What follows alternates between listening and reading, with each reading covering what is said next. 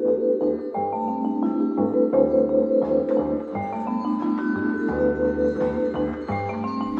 is going on, everybody? Welcome to another NFL Deep Dive where we are doing my preseason power rankings, talking Vegas odds, over-unders, division winners, and then running through the depth chart, maybe taking a look at some guys we need to watch this season.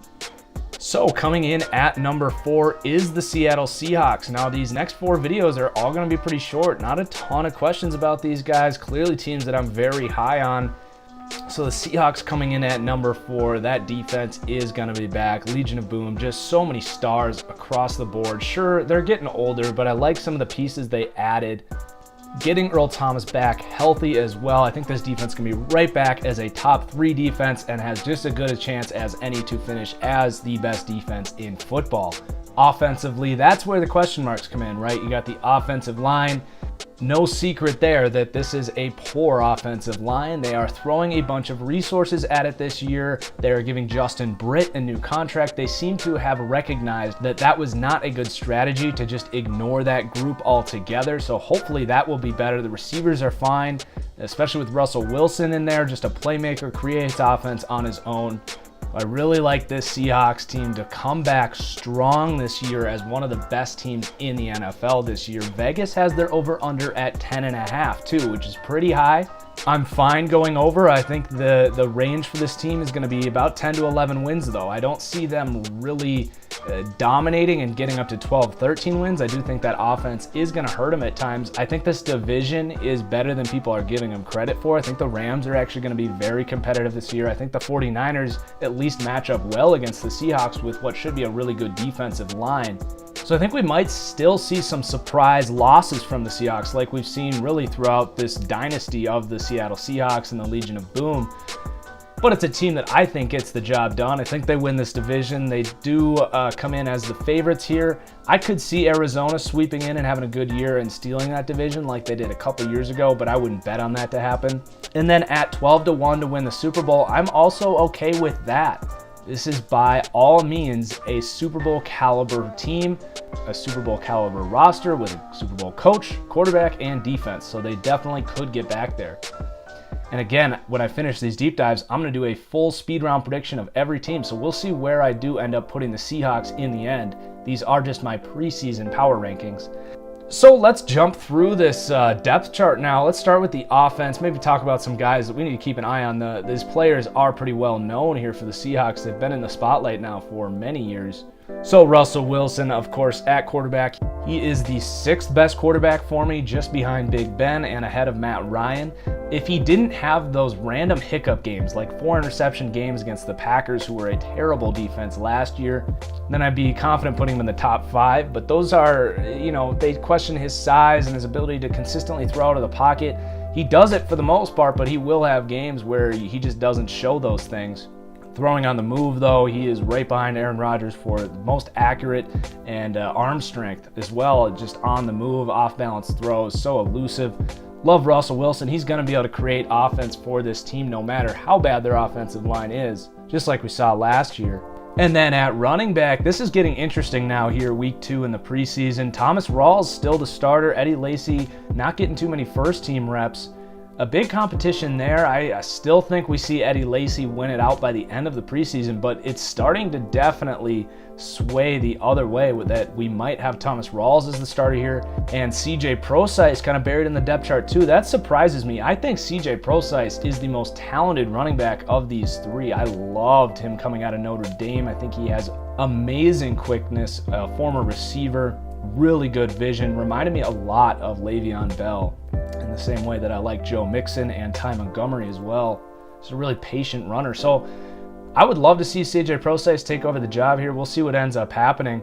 And Alex Collins here is the 4th guy, a guy that a lot of people loved his quickness and his acceleration. But does he even make the team? You got Mike Davis, rookie Chris Carson here. So a ton of depth at running back. They clearly want to get this running game back to where it was with Marshawn Lynch.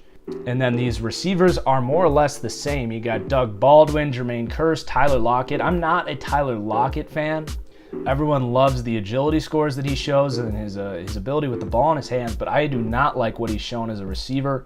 Doug Baldwin is very good. I would love to see what he could do in another scheme, because I don't know if this scheme is better or worse for him. If he went to a West Coast scheme, would he turn into Antonio Brown, or would he more be a Randall Cobb? I don't know. It's hard to tell. This team runs so much play action. They throw a ton of deep balls to him, but he's definitely not a high volume receiver like an Antonio Brown. It would be interesting to see in a different offense what his potential would be. Paul Richardson, a guy that's caught the spotlight, has never made a consistent impact on this team though. Jermaine Kearse, really solid number 2 wide receiver. They also take Amara Darboh in the 3rd round, a similar profile to a guy like Jermaine Kearse. I would think he is the long-term answer to replace Kearse instead of paying him.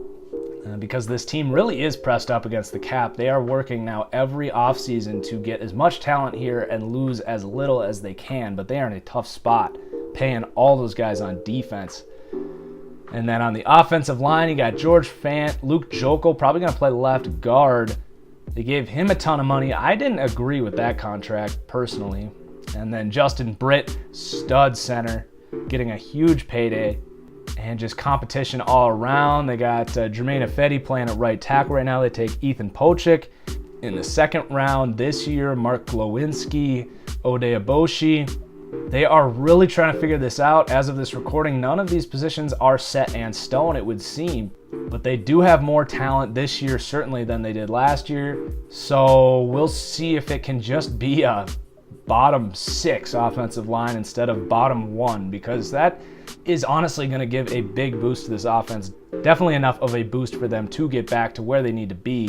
And then at tight end, Jimmy Graham really proved me wrong last year. I did not expect him to come back strong, and he looked really good last year. He's back as a top 5 tight end in football. Luke Wilson, about as good of a backup as you can get there. Nick Vannett.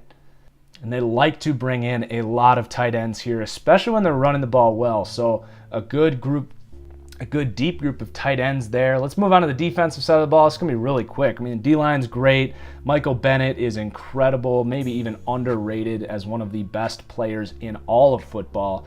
Inside, you got Jaron Reed, Rubin. They draft Nazir Jones and Malik McDowell this year to beef up on the inside, so I like both of those picks. McDowell, I do question his work ethic, but I think he's already going to be just an instant impact. But I don't know if he's ever going to grow to be a star, but he really shows flashes of being a dominant defensive lineman. Could have been a top 10 pick if he put it all together off the field. And then you got Cliff Averill. Frank Clark had double-digit sacks last year. David Bass from Tennessee. Cassius Marsh. They got a ton of rotational pass rushers here. They signed Deion Jordan. Can they save his career? I doubt it, but geez, they have so many edge rushers here. They are like 9 or 10 guys deep on this D-line now. After a bunch of additions, they're going back to their roots there of controlling the line of scrimmage. When they were at their best, this D-line was just unstoppable. I do think they're going to play better run defense this year. And then the linebackers, Michael Wilhoit was a signing from San Francisco. I like him as a 3rd linebacker for sure, but obviously Bobby Wagner, KJ Wright, they are fine at linebacker. They do pick up Marcus Smith, a former higher round pick that Philadelphia let go. I wouldn't be surprised if he fit in nicely to this scheme. And then the corners, Richard Sherman does what he does so well. You want to throw at him in his 3rd zone in a cover 3, forget about it. I do think Richard Sherman is one of the 5 best corners in football. A lot of people are coming down on him. I would still love to have him out there. And then Jeremy Lane, how long does he hold off that other right cornerback spot? He's had ups and downs throughout his career. They take a ton of defensive backs in the draft this year, one of which who I really like is Shaquille Griffin. I think he is going to emerge. He has the potential, honestly, to become the next Richard Sherman in this defense. Almost a parallel athlete. Seems to be playing well in camp, so definitely got to keep your eye on this year is Shaquille Griffin. But they do definitely have some depth issues at corner. They got Pierre Desir and Mike Tyson, a 6th round pick this year. So they're going to have these young guys play well. Really not terribly worried about it, though. You got such good surrounding help here. And then the safeties, you get Earl Thomas back there and Cam Chancellor. It's the best safety duo of my life watching football. They complement each other so well. And then they take Delano Hill and Tedrick Thompson in the middle of the draft there. Guys to develop. Earl Thomas coming off the broken leg. Cam Chancellor not getting any younger. These two guys could be developmental guys that 2-3 years down the road we see emerging as starters in this defense. So this is a very well-crafted roster. This team clearly wants to get back to its roots, beefing up the line on both sides of the ball. We'll see what kind of an impact that makes. Again, I will have a speed round prediction for each NFL team, so stay tuned for that.